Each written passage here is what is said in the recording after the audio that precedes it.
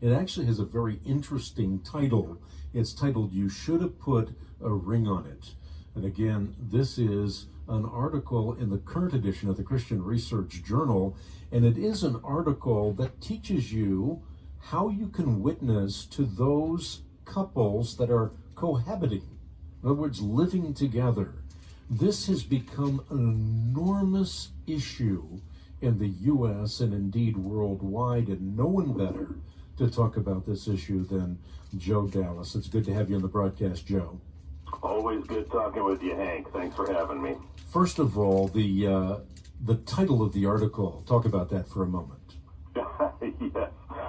Last year, around this time, I believe, Hank, there was a very popular pop song called "If You Like It, Then You Should Have Put a Ring on It."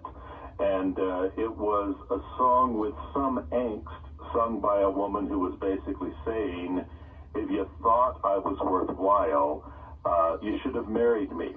And because you didn't, I've gone. And it was interesting to me that even in these times when cohabitation is so common, there still seems to be a heart's cry for commitment and permanence in male-female relationships. And so I thought that title was apt for this article. Well, talk first of all about the statistics. The statistics are staggering, and they are moving in an alarming direction. Well, you're correct in that, and really, Hank, some of our younger listeners probably are not aware that when you and I were very young, the idea of living together apart from marriage was considered living in sin. And that was a cultural saying, Hank, not a church saying. The culture itself frowned on that. Back in 1960, just for example, there were about 439,000 unmarried couples living together. Now, that may sound like a high number. However, 24 years later, the count went up to 1,988,000, and by 1998, the number of couples living together outside of marriage had reached 4,200,000. And as I mentioned in this article, this is not a secret, shameful behavior, at least not shameful in the eyes of the public. It's very common for people to be living together now apart from marriage, whether they intend to marry eventually or not. And so as the culture has shifted further towards acceptance of this, this is an opportunity, and I tried to point this out in the article as well. Hank, the differences in the way we live as believers can become evangelistic tools, because people will logically ask, why do you believe what you believe? Why do you live your life the way that you do?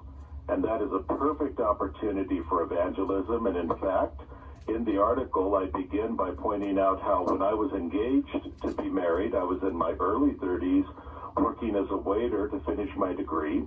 And a number of other waiters and waitresses were talking about living together and the pros and cons of marriage. And because I was engaged at the time, they were all interested in knowing why I wanted to make such a decision.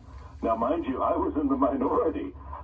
Several of them were already living with boyfriends or girlfriends, and I found it gave me a real opportunity not just to explain why I thought marriage was beneficial for everyone involved, but also in a broader sense, what the faith was all about. Because ultimately, when you talk about a biblically based doctrine, you have to start talking about biblical authority as well. Terrific opportunity. Dr. Joyce Brothers is famous for saying, I wouldn't dream of marrying someone I hadn't lived with. That's like buying shoes you've never tried on.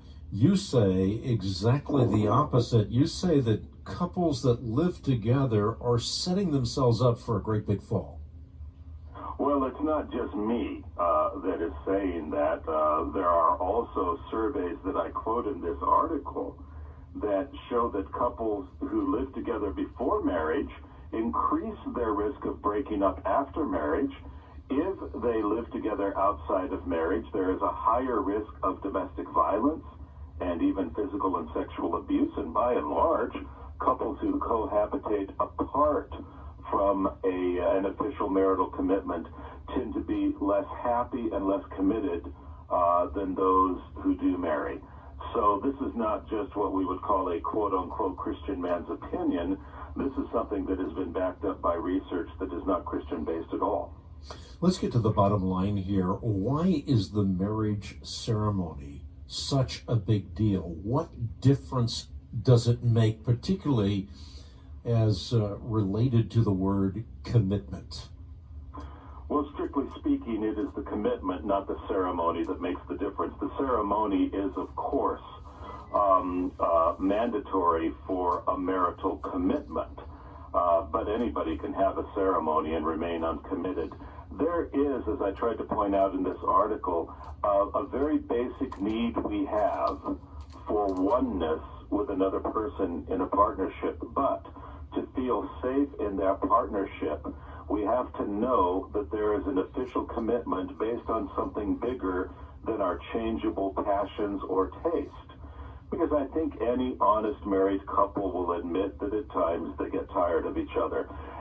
In some cases, that tiredness extends itself to the point where one or both partners really feels they might be happier if they left the marriage. Now, you think about it, it's very hard to feel emotionally safe with someone, give yourself to someone sexually and emotionally, if you feel as though they may choose to leave you if and when they find you to be boring or disagreeable. We are really safe, though, to be intimate when we know that our relationship is sealed in a covenant that is bigger than ourselves. And that's the bottom line. Love is not a mere feeling. Love is a commitment. The feelings ebb and flow, but the commitment that we make before God and man is a commitment, as you say, that not only provides a safe environment for a woman in particular, but also has led to the ennoblement of women as opposed to women being regarded as merely chattel or property of men. And in fact, Jesus pointed that out when he was teaching on marriage. And he was pointing out that it was not allowable for a man to simply put away his wife because she was starting to displease him. And in talking about the permanent commitment of marriage, why his disciples were dismayed and said, good grief, if that's the case, it'd be better if people didn't even get married. And he said, well, with man it is impossible, with God all things are possible. In other words, God knows the need of a man and a woman for a permanent commitment. He also understands the inability of humans in their own strength to keep that commitment, which is why the pursuing of that commitment drives a couple to the cross and on reliance on the power of God. So interestingly enough, the marriage relationship, which is a blessed and an abundant thing, and I can testify to that after 23 plus years of marriage, it also is a relationship that reveals our deepest weaknesses and tests our ability to sustain in a committed relationship and drives us all the more to seek God's power and strength to keep that commitment that he requires. I love the way the article ends, where you end it with some dots, where you confess that you cannot always love your wife perfectly, but you can do all things through Christ who strengthens you. And then you have an opportunity, as you say in the article, to explain. And that's how the article ends. This becomes a springboard or an opportunity to share the grace and love and peace that only Jesus Christ can bring to the human heart, and certainly can bring to the relationship of human hearts in marriage. Joe Dallas is the program director of Genesis Counseling in Tustin, California. He's a Christian counseling service to men that deal with sexual addiction, homosexuality, other sexual relational problems. And he is an author and a contributor to the Christian Research Journal. As always, Joe, we appreciate your contribution to the Christian Research Journal. It means the world to me. Thanks so much, Hank. It's always an honor. Good to have you on the broadcast. The Christian Research Journal, available through the Ministry of the Christian Research Institute.